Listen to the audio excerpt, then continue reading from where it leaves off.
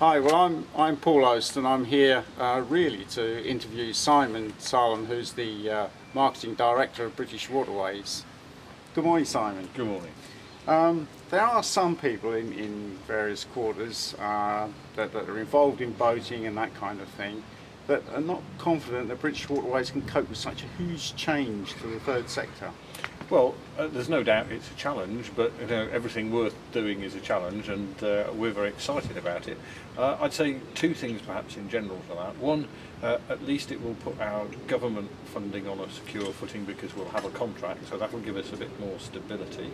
And secondly, the move to become a charity is an opportunity for more people to get involved. So I hope a lot of those people are going to give us their advice, their help, their time, and help us become a still better organisation. I mean, is it possible that in future that British Waterways could merge with the Environmental Agency? Well, the government is looking at what to do with the navigation function of the Environment Agency. Obviously the Environment Agency is a very big body which does lots of other things, and it's considering whether or not to put them in the British Waterways. And I think at the moment that boils down to some technical questions. So there's a lot of scurrying on between the engineers and behind the scenes to see whether we can make that work or not together. And frankly, if it's in the best interest of the waterways of the Environment Agency to come into the new body, great, let's do it. And if it's not right at this time, then let's see what happens in the future. I think what we all want is what's best for those waterways. If all these changes do take place, which obviously it looks like it's going to happen now, will a British Waterways workforce be able to accept volunteers? Sometimes I understand there can be friction, not particularly with British Waterways, but any organisation that has volunteers, it can be a problem sometimes.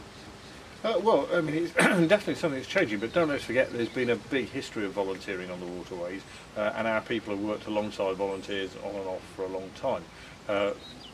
You're a volunteer today, giving us your time, and we're working together.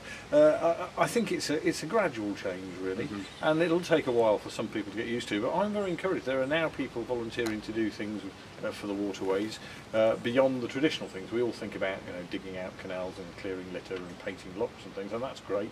But we've now got people helping us with graphic design on computers. We've got lawyers that are helping us. People are helping us with marketing and publicity, and really mostly that seems to be working pretty well. I think the people who work in British Waterways get a lot out of mixing with a new bunch of people, and vice versa, I hope. I mean, what level of involvement with volunteers have? Will they have a greater involvement? Or? Well, I think there's an opportunity in the new charity for all sorts of people to get more involved, and one of the principal ways of doing that is that we recognise that for a lot of people what they're interested in is their local canal, and the charity, as it's planned at the moment, is going to have some local boards which will work with the waterway manager and give local people a chance to put themselves up to sit on those boards and have a very considerable influence on the decisions that are made. So yeah, I think one of the great things about this is more involvement. It's been suggested to me by some mariners and boat hire companies that communication between them and yourselves has not been as good as perhaps it should in the past. What reassurances can you give that BW will listen to and work with the businesses that rely on the canals? Well, first of all, we must do that. If we want to we keep saying, don't we, that we want a sustainable future of the canals. That's good for the businesses, but also we won't get that sustainable future unless we can work with people. There's a long history to the canals, and people on the canals rightly have long memories that go back a long way, and I'm sure we haven't always been as good as we could have been. But if you take marinas, for example, until a few years ago there was definitely a lot of problems with communications there. We created a new marinas, a new process for helping people who wanted to set up marinas and providing a clear path for them. And we've created nearly 5,000 berths in partnership with the private sector in the last 5 years, and completely changed those relationships. So I hope that's a sign that we can do better in the future. Clearly there are other organisations that have had experience moving into the third sector. I think the Heritage Railways are one. Are you talking to these organisations? Goodness me, yes. I mean that's really important in the run-up to this. we set out sort of about 2 years ago, when we were first thinking about it, to talk to as many third sector organisations as we possibly could, whatever they did, whether it was, you know, railways or education or healthcare. We've talked to a whole bunch of them, the National Trust, RSPB, all sorts of people, because there's a lot to learn. And I have to say, we found, not only we learned a lot, but we found them very welcoming and very supportive and very enthusiastic about the idea. What is the date that this will actually take place? Well, nobody's got a crystal ball, but we're all working and planning to the beginning of April 2012, and right now I think that's doable. Unless something unforeseen happens, that's a very exciting and not very far away date to work to. Has British Waterways ever looked at alternatives to the third sector? Yes, definitely, because you don't get to persuade government to do something like this without having looked at the options, because that's the first thing they ask you. You know, they'll always say, can we carry on as we are, do nothing, as they like to say, and other options have been looked at. So privatisation, which has been looked at a number of times over the last 20 years, and that's been ruled out as really neither the best option financially nor particularly viable. Staying as we are has increasingly strained at the limits of what is possible. The old structure is limiting. Really this is the third sector is the third option, if you like, and it stacks up definitely in the current climate as being the best one. I mean, obviously, when there's any big changes to a big company like British Waterways, sometimes jobs are lost. Will that be the case in this situation, or will there be more created? Well, I think you've got to look at this two ways. First of all, the whole country is tightening its belt over the next 2 or 3 years, and public spending is going down. The new charity will still depend on partly on a contract from government, and there'll certainly be less money there. So tight times can't rule out job losses in the short term. But if you look at this as a solution, we're doing something for the next 50 years and next 10 to 50 years, then this should make the waterways more sustainable, and that should create jobs both in the charity and in the boatyards and marinas and other people who use the waterways for their own business development. So take the medium-term outlook, and it's better for us. What is your response to the claims by the Inland Waterways Advisory Council, as reported in November's edition of Canal Boat, that the current structure for managing the waterways is cumbersome, top-heavy, fragmented and inefficient, and will face struggle to keep the canals open under the anticipated spending cuts? Well, I think what the Inland Waterways Advisory Council, IWAC to its friends, is talking about there is about the national structure overall for looking after rivers and canals, and obviously that goes beyond the present British waterways, and there are a lot of navigation authorities, around 30 or so depending on how you count them, but many of them are not part of the government. I think all you can say fairly for government is that the government is trying to improve and rationalise that structure by turning British Waterways into a charity, and at least considering bringing the Environment Agency navigations in. But there is a limit to what the government can do. It can't compel non-government navigation authorities to join anything they don't want to. Simon, continuous cruising seems to be continuously a problem on the canals. How will British Waterways tackle that once it's restructured into the third sector? Well, actually, there isn't a problem with continuous cruising. It's a great idea, and I hope people do it a real lot, because we like people to be out and about on their boats on the canals. I think where the problem arises is that there are some people who have continuous cruiser licences who are not continuously cruising. They're either staying in the same spot permanently or moving very short distances. And the problem that arises is really one to do with local communities.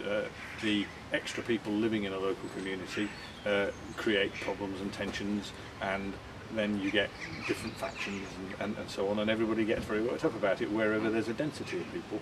And what we're doing about that is we're really working with local authorities in places like the western end of the Kennet Naven to try and bring local communities together to work in a framework, and I hate to say the words, but to develop a strategy. It sounds pompous, doesn't it? But to develop a way, agree a way of managing this all between them, because it's no good British Waterways or the new charity ending up as piggy in the middle. We've actually got to get everybody in these communities from a different opinions and factions to work together and come up with a real working solution. And if you like, that's the charity, that's big society in action. That's about people taking ownership of their own problems.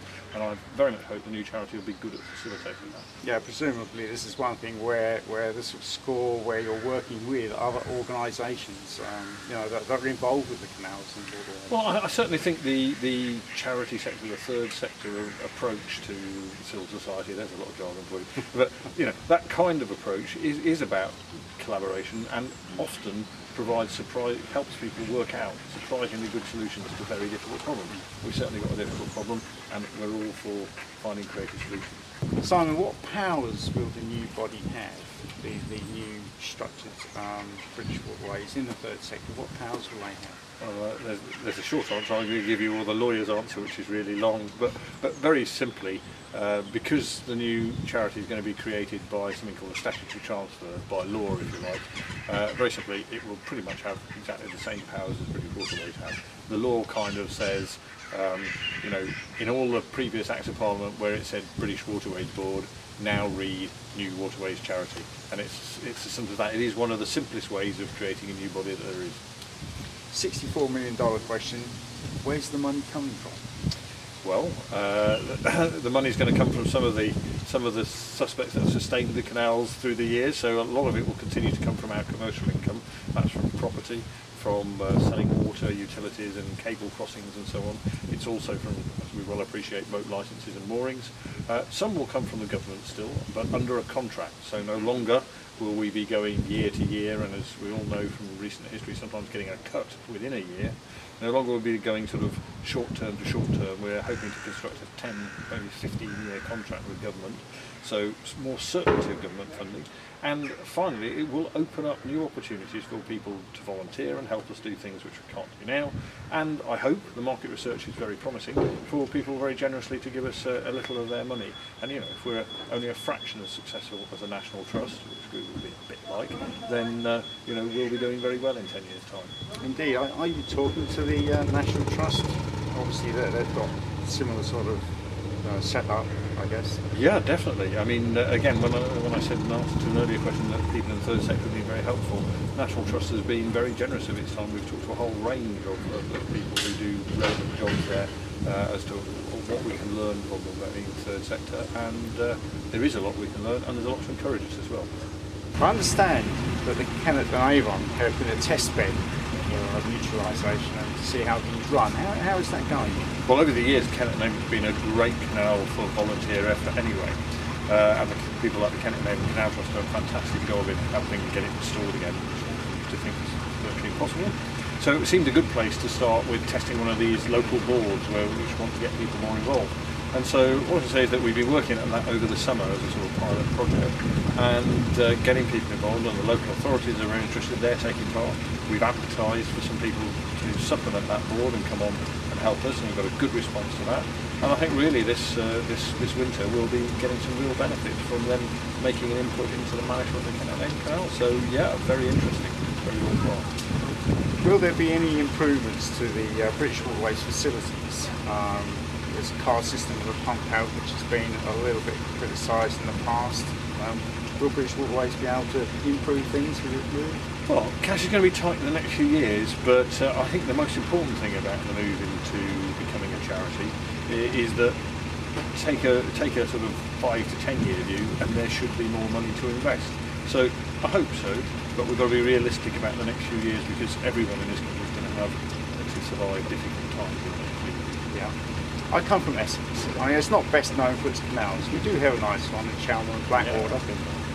But are there any plans to promote the canals and waterways in areas that don't have those sort of things? Well, I think the great thing about this new charity is that it's going to raise the profile of canals, I hope, and rivers right across the country. And if you raise that awareness, then I hope it rubs off on all of them.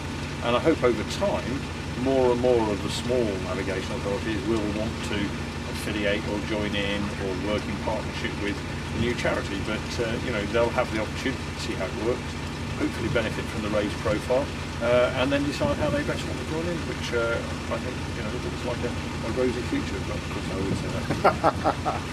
have you I mean, do you think the Facebook and Twitter groups have helped in any way? Oh, I think tremendously. I mean, first of all, there's a much greater awareness amongst the people who have to make policy about waterways of the kind of support there is out there, because they can see it instantly on Facebook and Twitter. And I think for British Waterways, and it'll be the same for New Charity, there's a real opportunity to get instant feedback. So, for instance, yesterday when the government announced its news, we knew within a very short space of time what lots of people were saying about it, whether they were politicians, people who were interested in policy, waterway supporters generally.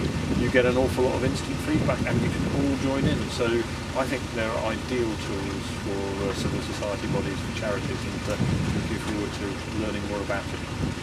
Well, thank you, Simon, for taking time out and allowing us to ask these questions. Thanks very much.